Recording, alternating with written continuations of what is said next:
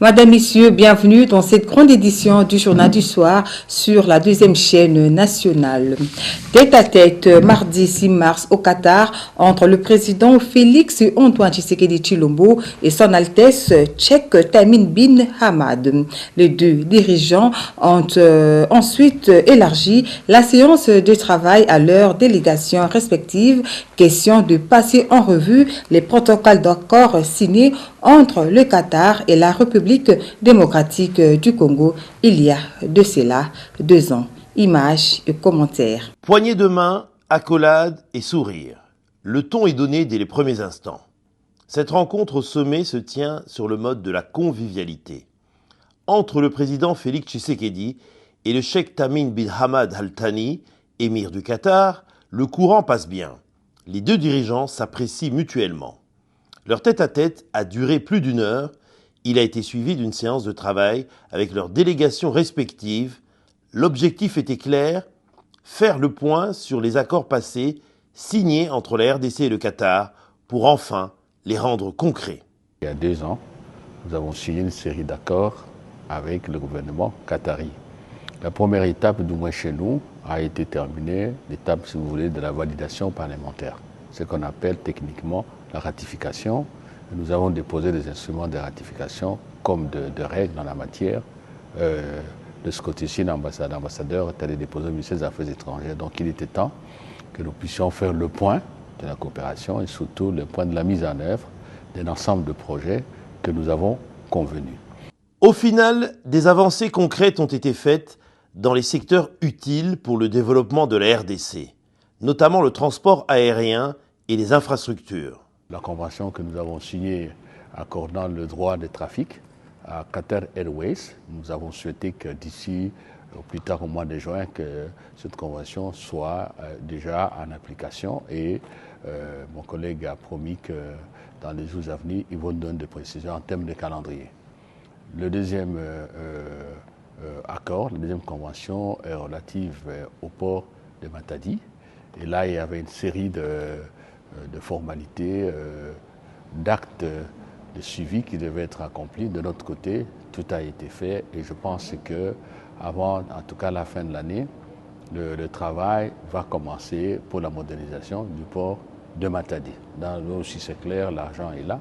Et puis il y a le problème de l'aéroport, la construction de l'aéroport de Njini. Bon, on s'est échangé des informations. Il doit y avoir par la suite comment dirais-je, des discussions qui vont continuer d'harmonisation pour voir, mais là aussi, il y a des signaux qui sont positifs. Le Qatar se profile ainsi comme un futur partenaire stratégique du Congo. Voilà pourquoi le chef de l'État a décidé, il y a un peu plus d'1 an, d'y installer une représentation diplomatique qui vient d'inaugurer son ambassade flambant neuve. Nous avons ouvert nos portes il y a de cela un peu plus d'1 année. Et c'est vraiment un honneur de recevoir le président de la République dans nos murs, ainsi que d'inaugurer, si vous voulez, la première maison du Congo ici au Qatar. Alors le Qatar a une particularité. Quand vous regardez l'histoire de ce pays, quand vous regardez les 10 dernières années, l'impact que ce pays a eu dans le monde, le Qatar est différent dans son approche. C'est un pays, comme vous le dites, très riche. Et ils ont un sens de valeur qu'ils portent très haut et qu'ils continuent à porter de manière très diplomate et très pacifique, je dirais. Et donc, c'est certainement une plus-value que, bon, pas seulement nous, le Congo, mais tous les pays profitent d'une manière ou d'une autre. Et donc, pour nous, c'est vraiment une expérience très, très riche et une opportunité de nouer des liens forts avec ce pays du Moyen-Orient où nous n'avons pas eu de présence jusqu'à ce jour. Le président Tshisekedi a quitté le Qatar en fin de journée pour rentrer au pays. Quels enjeux, quelles retombées au plan sécuritaire de la tournée diplomatique du chef de l'État Félix Antoine Tshisekedi Tshilombo. Cette offensive diplomatique est saluée à juste valeur par Vision Fachi Rénovée, elle qui soutient les actions efficaces du président de la République pour le bonheur des Congolais, ce qui justifie les rencontres de sensibilisation de cette structure politique basée dans le Haut-Katanga, question d'amener les Congolais à parler le même langage que le garant de la nation afin de mettre fin aux atrocités dans la partie est du pays. Nathan Tambouessine, ce reportage. En dehors du front militaire où les FARDC tiennent bien leur position et mènent des actions efficaces de dissuasion contre le RDF et leurs supplétifs du 1-23, la RDC a actionné également les leviers diplomatiques. Le président de la République, Félix Antoine Tshisekedi Tshilombo, était en tournée diplomatique en Belgique, en Turquie et au Qatar, une étape offensive diplomatique saluée par la structure Vision Fachi Rénovée et son numéro 1, Kalimbouyi, qui suit avec intérêt ses déplacements profitables à la RDC. Kalimbouyi, toujours en avant-garde pour mobiliser les Congolais face à l'agression rwandaise, appelle ces derniers à demeurer vigilants et à suivre le développement de la situation sécuritaire dans la partie est de la RDC. La conférence diplomatique de haut niveau d'Antalya en Turquie a été aussi cette tribune offerte à la RDC à travers son président de la République, Félix Antoine Tshisekedi Tshilombo, pour faire entendre sa voix devant cet aéropage des personnalités mondiales. Kagame qu'on attaquait pas qu'à Congo, le président de la République a utilisé la diplomatie, Dieu couche à une invite à l'Est. Shiba Toto Kafati, il fallait tout quoi souple et vigilant. Par ailleurs, Vision Fachi Rénovée a de ce fait ouverte se porte pour relayer ce message à l'opinion congolaise d'une manière générale et dans la ville de Lubumbashi en particulier où elle est établie à travers des rencontres et autres matinées politiques de sensibilisation.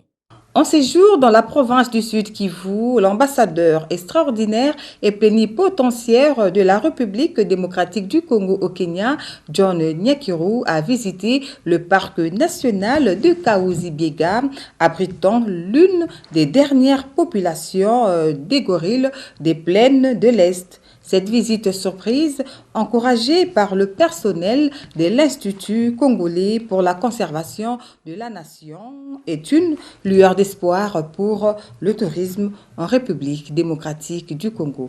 Lauriane Malala signe ce reportage.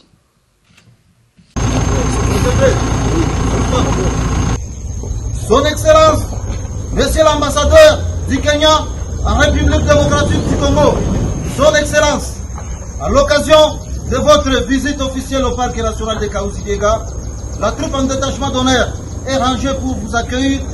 Inspiré par le Kenya, son pays d'accréditation où le tourisme est bien développé, l'ambassadeur John Nyakeru, accompagné de son épouse, Madame Marie-Louise Ekofo Nyakeru, a visité ce site exceptionnel dédié à la conservation et à la protection de la forêt tropicale humide ainsi que des gorilles des plaines.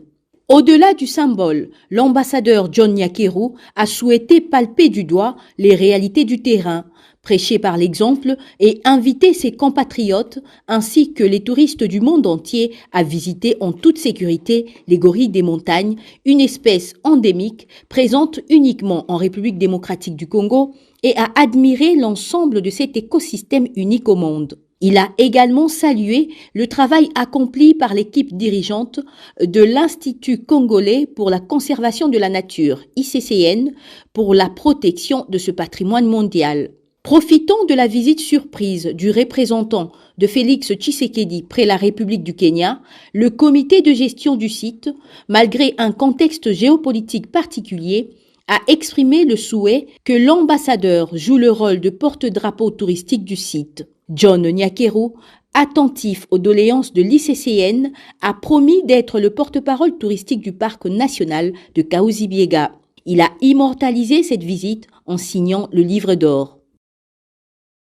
Parlons éducation dans ce journal. Lancement mardi 5 mars du concours de recrutement des enseignants et la promotion des directeurs des établissements scolaires primaires publics de l'État en République démocratique du Congo. Une activité tenue à Kinshasa dans l'enceinte de l'ITC Njili dans le cadre du renforcement et l'amélioration de la qualité des enseignements et le rajeunissement dans ce secteur. Suivez ce reportage de Seth Ndosimaou et Fabrice Ikenge.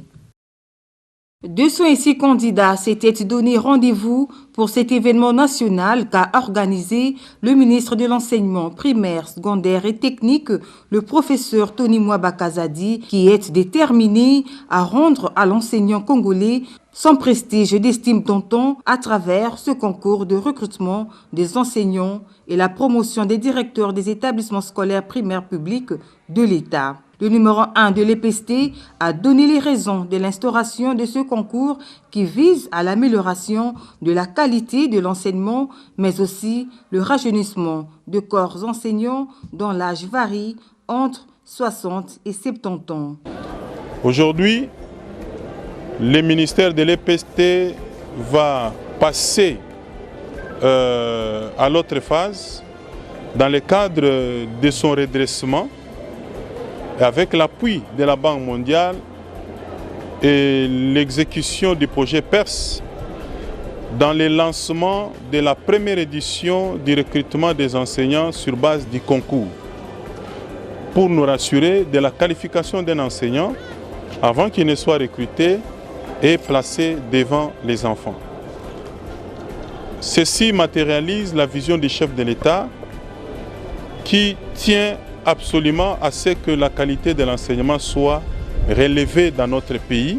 Il suffit de noter que les inscriptions et le traitement des dossiers se poursuivront jusqu'au 7 mars, dont l'administration du concours interviendra le 9 mars de cette semaine en cours. En santé, après une session de formation niveau 2, exclusivement spécialisée en sécurisme, les volontaires sécuristes de la Croix-Rouge ville de Kinshasa ont reçu des brevets d'attestation. Cette session de formation s'inscrit dans le cadre du plan de développement de la Croix-Rouge sur toute l'étendue du territoire de la République démocratique du Congo. Jolie Kitouma. Pour booster la capacité opérationnelle, les volontaires sécuristes de la branche Kinshasa, précisément ceux du district de Moamba, ont suivi avec assiduité la formation niveau 2 axée sur les premiers secours à base communautaire. Ces brevets de participation attestent que ces volontaires sont aptes dans la préparation et l'intervention lors des catastrophes naturelles, les maladies, pour ne citer que ceux-là. Nous sommes très reconnaissants de nos formateurs et du président provincial ville-province de Kinshasa, la Croix-Rouge, ainsi que la collaboration que nous avons eue pendant 6 mois de formation. Et aujourd'hui, nous avons compris que la formation était tellement importante et nous avons bénéficié à beaucoup de matières. Nous sommes aujourd'hui fiers de bénéficier de ces brevets de sécuristes de niveau D de la ville de Kinshasa. Nous pensons ainsi aider encore les plus vulnérables de la RDC dans tout ce qu'ils auront comme un problème. Le président de la branche Kinshasa revient sur la quintessence de cette formation. Nous devons former dans tous les coins et recoins de la ville-province de Kinshasa parce qu'on ne peut pas former seulement un noyau quelque part et puis la ville est tellement vaste. Ce sont des formations coûteuses, mais on n'a pas assez de moyens. Donc nous faisons qu'avec des moyens de bord. Les volontaires, ce ne sont pas des salariés. L'intervention des volontaires sécuristes reste très vitale lors d'un accident ou d'une circonstance quelconque car les sécuristes posent à temps les premiers gestes qui sauvent et mettent la victime dans des conditions appropriées avant de les transporter vers les centres de santé les plus proches.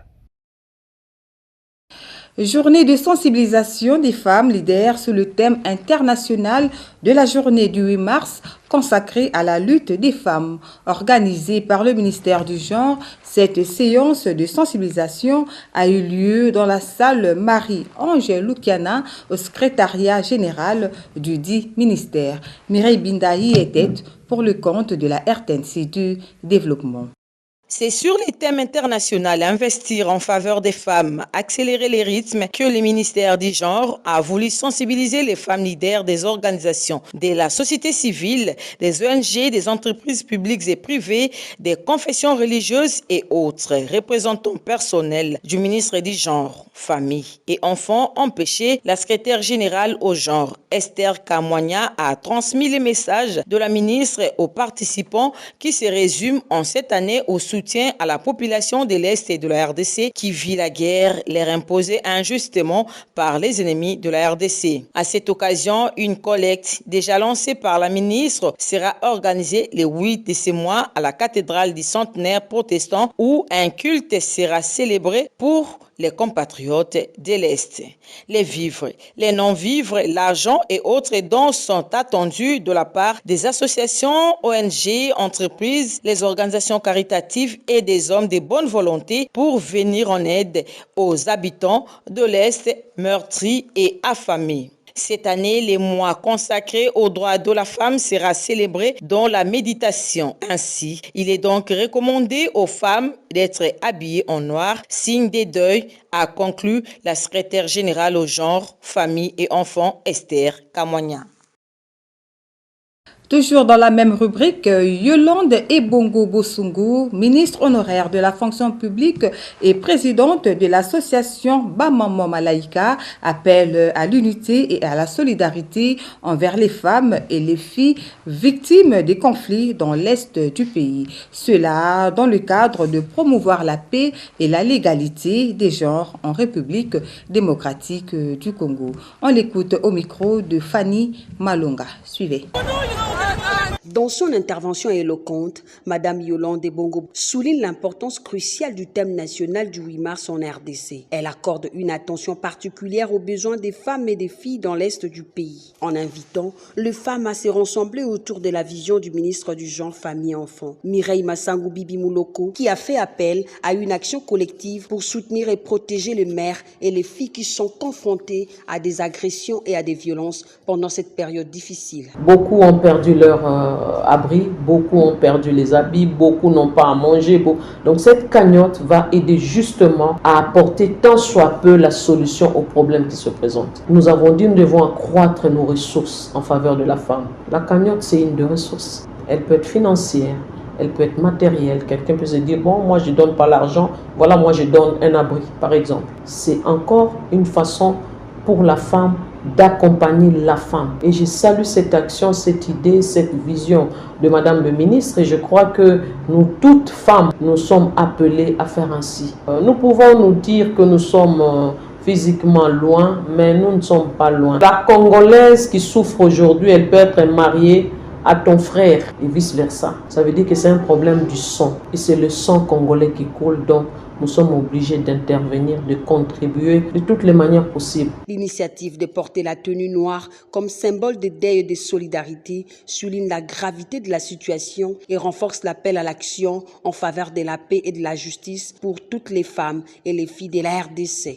Autre chose, zoom sur le quartier Kindobu, dans la commune de Lancélé, où les constructions anarchiques gagnent le terrain. La population de ce coin de la capitale lance un cri d'alarme aux autorités compétentes. Falon Malungi pour le constat. Malgré la traque des autorités de la ville sur la construction anarchique dans la capitale, mais aussi le vente illégal de terrains et parcelles, le récalcitrant continue de s'entité. Illustration ici dans la commune de Nsélé, au quartier Kindobu Park, où quelques avenues sont vendues, empêchant ainsi le passage aux paisibles citoyens de circuler aisément dans le quartier. Une attitude qui démontre le manque de respect à l'autorité urbaine. Approchée par nos reporters, l'autorité coutumière dit ne pas être l'auteur de cette démarche.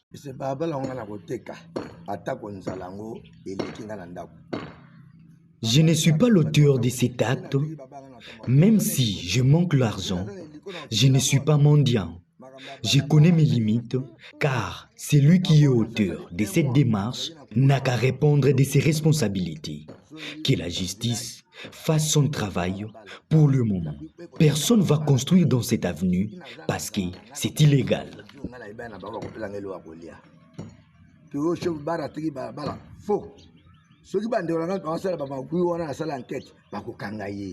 Les habitants de cette partie de la capitale demandent au gouverneur d'avoir aussi un regard sur le banlieue de la ville car un désordre organisé a élu domicile dans les secteurs fonciers. Que les autorités viennent ici au quartier, d'autant plus que nous souffrons beaucoup. Nous n'avons que ces deux avenues principales. S'ils vendent cette avenue, où passerons-nous? Chacun achète et construit comme il veut sans respecter les normes urbaniques. Et le numéro 1 de la ville de Kinshasa doit instruire au bourgmestre d'installer l'arrêt des travaux de construction, surtout pour ceux qui ont acheté les avenues. Découvrons à présent le journal paru dans la capitale dans une sélection et un commentaire de Matimboui. Tout de suite, revue de presse.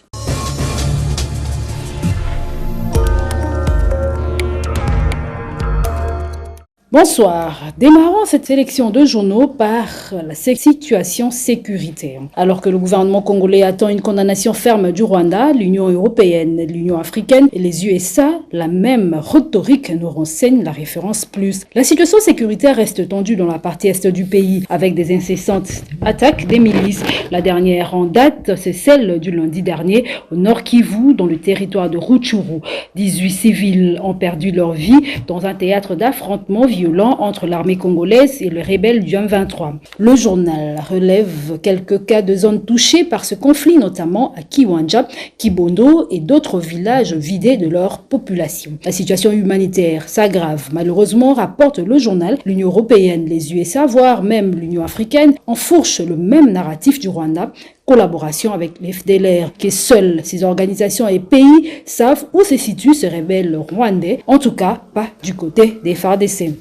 À quelques jours de la Journée internationale de la femme, la CNDH lance un appel à éviter la discrimination basée sur le genre, indique la CP dans son site web. Entre les lignes, le bulletin souligne que c'était au cours d'un atelier organisé mardi à Kinshasa que la Commission aux droits de l'homme en RDC a promis de promouvoir et d'œuvrer en faveur de l'égalité de genre et des chances et à rester déterminée sur les réalisations en faveur de femmes afin de créer une dynamique dans son sein. Paul Nsapou, son président, est d'ailleurs aller plus loin pour souligner qu'à la CNDH, on trouvera les femmes qui sont des partenaires égaux des hommes dans tout le domaine, dans tous les aspects et à différents postes. Fin de citation. Tout à fait autre chose à présent. Zelkaf, un effort de mise en œuvre par Kinshasa s'accélère. En tout cas, c'est ce qu'on peut découvrir dans le site du journal La Tempête de Tropique. Ouvert mardi, le travaux du forum exposition de sensibilisation sur la zone de libre-échange continentale africaine. C'est une importante étape vers l'intégration économique de l'Afrique, d'après les recommandations de l'Union africaine à tous les États membres dans la République démocratique du Congo. Ceci compte donc parmi les actions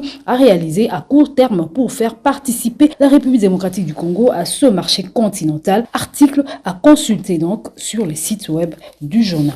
Et pour terminer, Forum des As s'intéresse aux obsèques du patriarche Némoana Ntemi et précise que son enterrement interviendra que ce mercredi à minuit, contrairement au programme initial. Et c'est à cause d'une grande pluie abattue dans la région lundi dernier que le programme a été bouleversé. Némoana Ntemi ne sera enterré que dans la nuit de ce mercredi à jeudi à Ntsukumalombo, son village natal. Personne, du moins ceux physiquement forts et en bonne santé, ne voudrait rater ce grand rendez-vous encore le quotidien. Les personnes venues de la région, une grande foule de gens convergent donc vers ce village pour voir où est exposé le corps de Mamvoué Mankossi. Tout est donc fait prêt, en tout cas fin prêt pour enterrer Nkanka, leader de BDK, victime d'un AVC en juillet 2023, mort 2 mois après. C'est finalement la nuit de 6 mars 2024 que le corps de celui dont la renommée a traversé les frontières sera mis en terre. Et c'est la fin de cette revue de presse, mesdames, messieurs. Merci.